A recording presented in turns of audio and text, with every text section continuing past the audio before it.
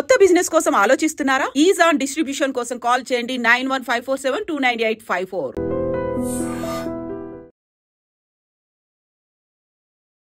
నమస్తే, welcome to healthy conversations with IT media. So ఈరోజు మనతో ఉన్నారు డాక్టర్ దిలీప్ గారు, ఎక్స్పర్ట్ ఇన్ ఆయుర్వేద, ఆక్యుపంచర్, అలాగే న్యాచురల్ సైన్సెస్ కూడా. సో చాలామంది ఫేస్ చేసే ప్రాబ్లం బ్యాక్ పెయిన్. మన గెస్చర్ కరెక్ట్గా కూర్చోకపోయినా, సిట్టింగ్ పొజిషన్ కరెక్ట్గా లేకపోయినా, గంటలు గంటల తరబడి ల్యాప్టాప్ ముందు పనిచేసినా, లేదా ఒక్కలాగే ఇలా ఉండిపోవడం, లేకపోతే ఎక్కువసేపు నిలబడడం, ఇలా చేసినప్పుడు ఏంటంటే చాలా సివియర్ బ్యాక్ పెయిన్ని వాళ్ళు ఫేస్ చేస్తూ ఉంటారనమాట. అండ్ రిలేటెడ్ ఇష్యూస్ కూడా వస్తూ ఉంటాయి, బాడీ పెయిన్స్ కానీ ఇలాంటివి. మరి దీని నుంచి ఎలా మనం బయటపడాలి? ఆయుర్వేదంలో ఎలాంటి మెడిసిన్ ఉంది, దీని గురించి మాట్లాడదాము. నమస్తే అండి. నమస్తే. సో శారీరక శ్రమ లేని జాబ్స్ ఇప్పుడంతా, ఓకే, అంటే ఇంతకుముందు వ్యవసాయమో లేకపోతే ఇంకేదో కాకుండా కూర్చొని చేసే పనులు చక్కగా ఎలా వస్తున్నారో ఆఫీస్ నుంచి అలానే వెళ్ళిపోతున్నారు, శారీరక శ్రమ ఉండట్లేదు. దీనివల్ల బ్యాక్ పెయిన్స్ వస్తున్నాయా? బ్యాక్ పెయిన్స్ రావడానికి అసలు రీజన్ ఏంటి? శారీరకంగా పనిచేసే వాళ్ళకు బ్యాక్ పెయిన్స్ తక్కువనే ఉంటాయండి. వాళ్ళకి బాడీలో పెయిన్స్ ఉంటాయి, ఫ్లెక్సిబిలిటీ. బ్యాక్ పెయిన్ అంటే మీరు అన్నది బ్యాక్ పెయిన్ అంటే స్పైనల్ కార్డ్లో ఎక్కడైనా డిస్క్లో బల్జ్ అయినా కానీ, బోన్ డెన్సిటీలో ఎక్కడైనా కొన్ని లోపాలు ఉండడం వల్ల కానివ్వండి, నర్వస్ సిస్టంలో వీక్నెస్ ఉండడం వల్ల కానివ్వండి, లివర్ అండ్ కిడ్నీ ప్రాబ్లమ్స్ ఉండేవాళ్ళు, ఇలాంటి ప్రాబ్లంలు. ఎక్కువ ప్రోటీన్ తింటే కూడా డిస్క్ అంటే బ్యాక్ పెయిన్ వస్తుంది. ఎక్కువ ఓవర్ ప్రోటీన్ తింటే. ఎందుకు ఓవర్ ప్రోటీన్ తింటే బ్యాక్ పెయిన్ వస్తుంది అని అంటే డైజెషన్ అవ్వదు. అన్ని కారణాలు, ప్రతి రోగానికి మెయిన్ డైజెషన్ ప్రాబ్లం.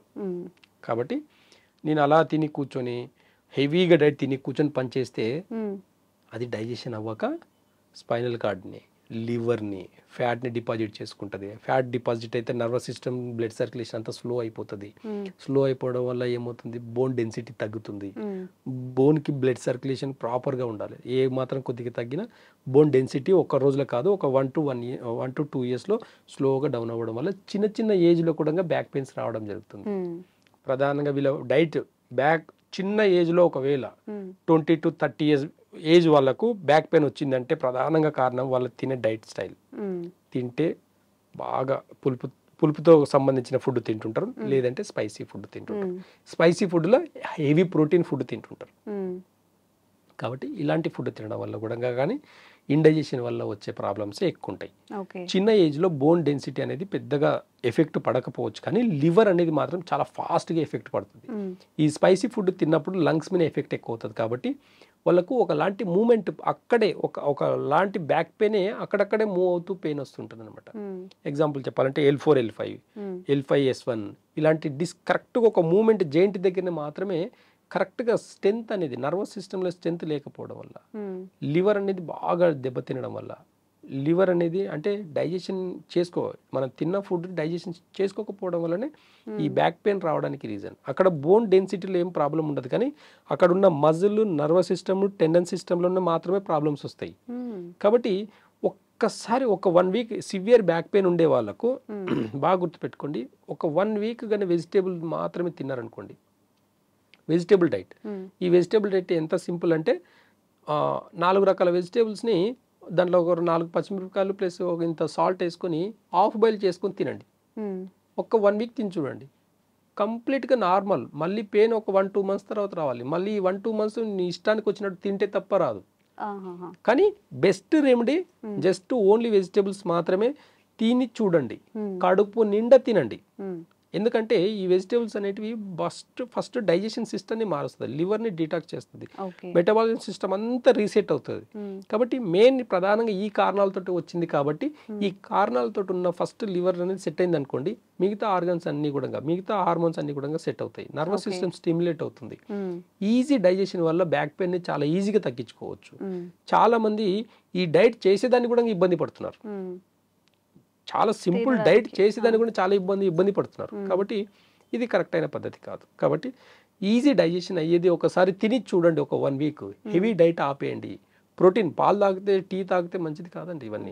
ఇవన్నీ బాడీలో పెయిన్స్ ఉండే వాళ్ళకు ఎవరికి సూటబుల్ కాదు. ఇది చాలా మంది ఏం చేస్తారు, బ్యాక్ పెయిన్ ఉండే వాళ్ళకు అశ్వగంధ తీసుకొని బ్యాక్ పెయిన్ తగ్గుతుందని పాలు వేసుకొని తాగుతారు. ఆ బ్యాక్ పెయిన్ తగ్గదు, ఆ ఎనర్జీ రాదు. అంటే అందరికీ పాలు పడవు. లంగ్స్ లో ప్రాబ్లం ఉండే వాళ్ళకు పాలు పడదు, డైజెషన్ సిస్టమ్ బాగాలేని వాళ్ళకు పాలు మిల్క్ ప్రొడక్ట్స్ పడవు. ఇప్పుడున్న మార్కెట్ లో ఏం పాలు ఉన్నాయండి ఒక్కసారి గుర్తు తెచ్చుకోండి. ఏం తాగుతున్నాం అనేది కూడా ఒక చిన్న అవేర్నెస్ తో తాగాలి మనం. కాబట్టి ఈ కెమికల్ ఫుడ్ నుంచి మనము బయటపడాలంటే ఈజీ డైజెషన్ ఫుడ్ అంటే బెస్ట్ రెమెడీ అంటే వెజిటేబుల్స్ని బాయిల్ చేసుకొని తినడం. దీని ద్వారా డైజెషన్ సిస్టమ్ మంచిగా అయింది కాకుండా బాడీలో ఉన్న మెటబాలిజం సిస్టమ్ అంతా కూడా మంచిగా అయినప్పుడు బాడీలో ఎలాంటి డిసీజ్ కూడా ఉండదు. షుగర్ని తగ్గించుకోవచ్చు, బీపీని తగ్గించుకోవచ్చు, థైరాయిడ్ని తగ్గించుకోవచ్చు, బ్యాక్ పెయిన్ తగ్గించుకోవచ్చు, ఓవర్ వెయిట్ని కూడా తగ్గించుకోవచ్చు ఈ ఒక్క రెమెడీ తోటి. కాబట్టి బెస్ట్ రెమెడీ ఇది. ఆయుర్వేదకి వెళ్తే కొన్ని గోక్షుర అది అని ఉంటుంది, అంటే పల్లేరుకాయ అని అంటాం మనం. అలాంటివి కొన్ని మెడిసిన్స్ ఉంటాయి ఆయుర్వేదలో, వాళ్ళ బాడీ తత్వాన్ని బేస్ చేసుకొని అలాంటి పల్లెరుగా చూర్ణాన్ని మనం ఇంకొక దాంట్లో అంటే ఇంకొక రెమెడీతో కలిపి ఇవ్వడం వల్ల చాలా ఫాస్ట్గా తగ్గిపోతాయి. ఇదే పల్లెరకాయ చూర్ణంని మనం శిలాజిత్లో కలిపించేస్తాం. బ్యాక్ పెయిన్ కంప్లీట్గా ఒక 1 month 2 months కోర్స్ వాడితే ఎంతో లాంగ్ టర్మ్ రేపు సర్జరీ చేయాల్సిన బ్యాక్ పెయిన్లు కూడా ఒక చిన్న చిన్న రెమెడీస్తో తగ్గిపోతాయి అన్నమాట.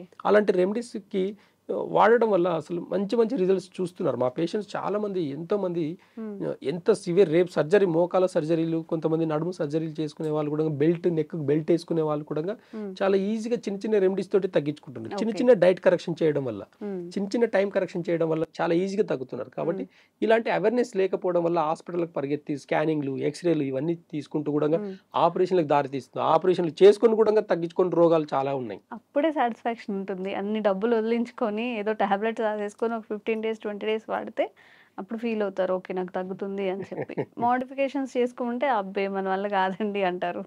ఆపరేషన్ ఓపిక ఉంటుందా చేయించుకోవడానికి? అదే ఓపిక కొంచెం ఒక 1 week ఈజీ డైజెషన్ ఫుడ్ తింటే సరిపోయేది. తినేవాళ్ళు చాలా తక్కువ.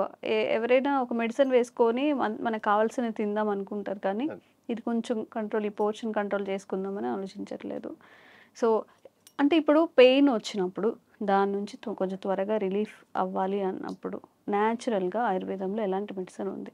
అదే చెప్పాను కదా, జస్ట్ గోక్షుర అది ఒక పౌడర్ని వాడడం వల్ల కూడా చాలా ఎక్కడైనా దొరుకుతుందా? మెడికల్ స్టోర్స్ ఎక్కడైనా దొరుకుతుంది. Medical stores, Ayurveda medical stores ఎక్కడైనా దొరుకుతుంది. ఇంకా బెస్ట్ రెమెడీ చెప్పాలంటే అరచేతిలోనే ఉంటుంది బ్యాక్ పెయిన్ కి సంబంధించి. కాబట్టి ఇవి కీ పాయింట్స్ లాగా పనిచేస్తాయి. బ్యాక్ పెయిన్ ఉండే వాళ్ళు కరెక్ట్ గా ఈ 2 fingers కి మధ్యలో ఒక రేర్ ఉంటుంది, ఇక్కడ ఒక గుంతలాగా ఉంది చూడండి. ఈ 4 fingers ని కరెక్ట్ గా ఇలా పెట్టేసి ఇలా ఒక 60 times అని చూడండి.